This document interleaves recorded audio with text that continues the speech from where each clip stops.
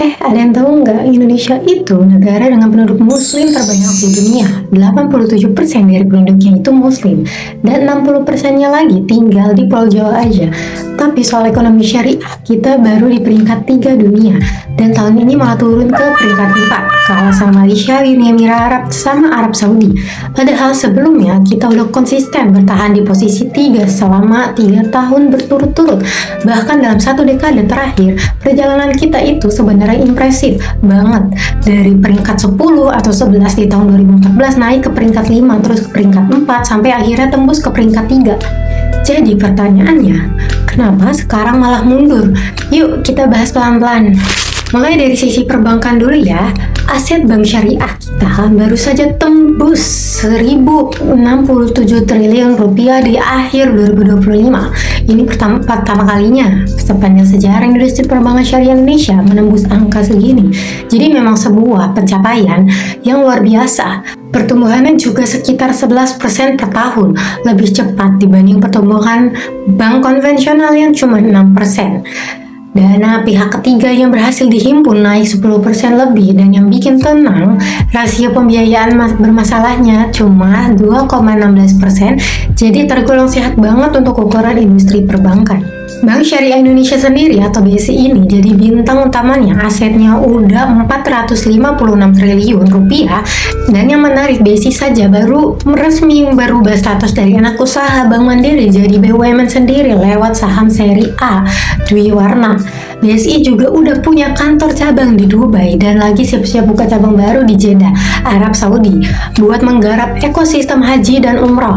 Ini masuk akal banget sih, soalnya dari 1,6 juta jemaah umroh Indonesia, 84%-nya transaksinya emang lewat BSI, dan pertumbuhannya transaksinya umroh lewat BSI ini mencapai 80% secara tahunan. Tapi ini, di balik angka-angka yang kelihatannya besar ini, ada kenyataan agak mengejutkan. Pangsa pasarnya perbankan syariah kita ini baru 7,69% dari total perbankan nasional.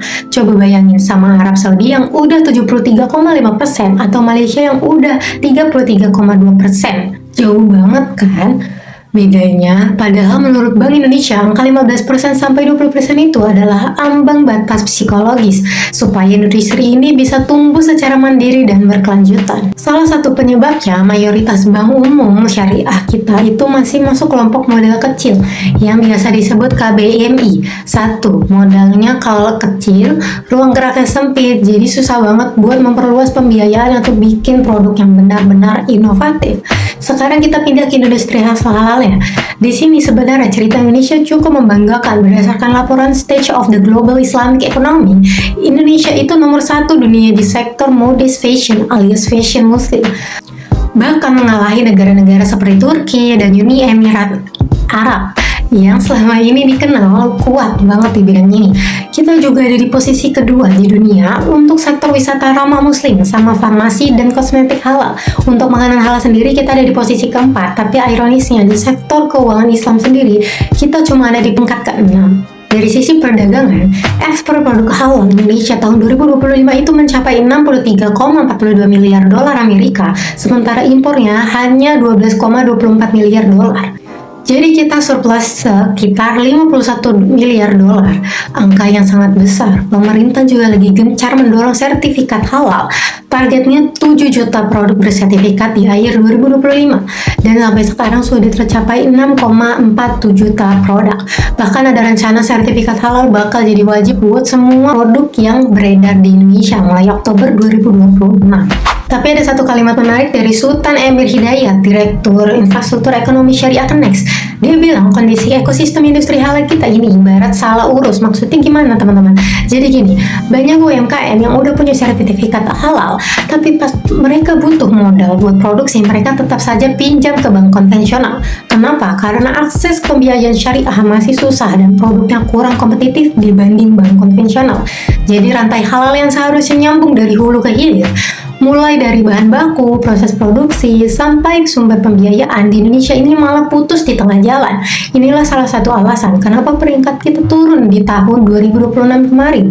Soalnya sektor keuangan syariah kita anjlok sampai 22 peringkat gara-gara masalah kedalaman pasar, regulasi, dan tata kelola yang masih lemah. Sekarang kita masuk ke bagian yang menurut saya paling bikin geleng-geleng kepala, yaitu soal zakat, infak, dan wakaf. Potensi zakat nasional itu diperkirakan mencapai 327 triliun rupiah per tahun. Bayangin, itu setara dengan 75% dari anggaran perlindungan sosial negara. Tapi yang benar-benar berhasil dikumpulkan hanya sekitar 40 triliun rupiah, alias baru sekitar 12% dari potensinya. Bahkan ada sumber lain yang mencatat realisasinya hanya 26 triliun rupiah atau sekitar 8% saja. Jadi ada ratusan triliun rupiah setiap tahunnya yang sebenarnya bisa banget membantu jutaan orang, tapi malah tidak tersalurkan dengan optimal. Untungnya ada beberapa inovasi menarik yang lagi dikembangkan oleh Indonesia nih teman-teman. Salah satunya namanya Cash Wakaf Linked Deposit.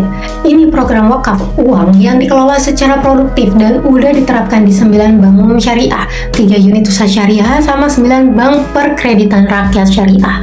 Dana yang berhasil dihimpun dari program ini sekitar 22,76 miliar rupiah dan dipakai buat mendukung pembangunan yang disebut Kota Wakaf di Tasikmalaya sama Kabupaten Siak. Ada juga program Kampus Zakat yang menyasar potensi zakat di pedesaan untuk mendukung ekonomi lokal. Jadi kalau kita tarik benang merahnya, masalah utama ekonomi syariah Indonesia ini sebenarnya bukan soal kurangnya potensi, karena potensinya jelas besar banget. Masalahnya lebih ke soal eksekusinya saja.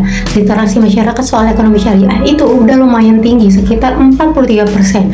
Tapi yang benar-benar pakai produk dan layanannya hanya sekitar 13%. Artinya banyak orang yang paham konsepnya, tapi belum tentu mau atau bisa pakai produknya. Bahkan di sektor pasar modal syariah, keadaannya lebih memprihatinkan lagi ya, literasinya hanya 4,5% dan inklusinya hanya 0,2%. Selain itu, modal bank syariah kita kebanyakan masih kecil, jadi susah bikin produk yang benar-benar inovatif dan berbeda dari bank konvensional. Banyak orang yang masih menganggap produk bank syariah itu nggak ada bedanya sama bank biasa, cuma beda istilah doang.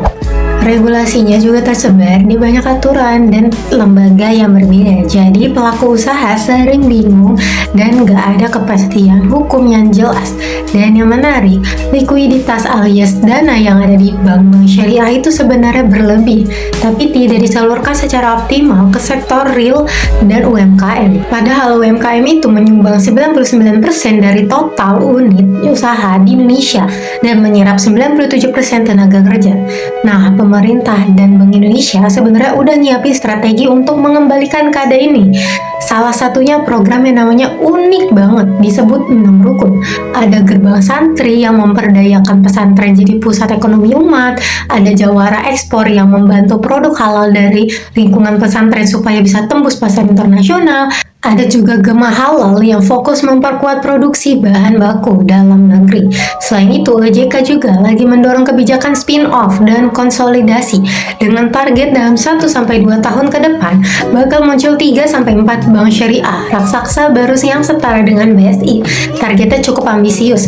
Indonesia pengen jadi nomor 1 di dunia dalam ekonomi syariah pada tahun 2029. Penurunan peringkat yang terjadi sekarang ini sebenarnya tidak harus dilihat sebagai kegagalan, tapi lebih sebagai alarm yang sehat bahwa dalam kompetisi global, kalau kita berhenti berinovasi, ya otomatis kita bakal tertinggal. Jadi intinya, ekonomi syariah Indonesia ini sebenarnya tidak jalan di tempat. Dia tumbuh bahkan cukup cepat kalau dilihat dari angka asetnya.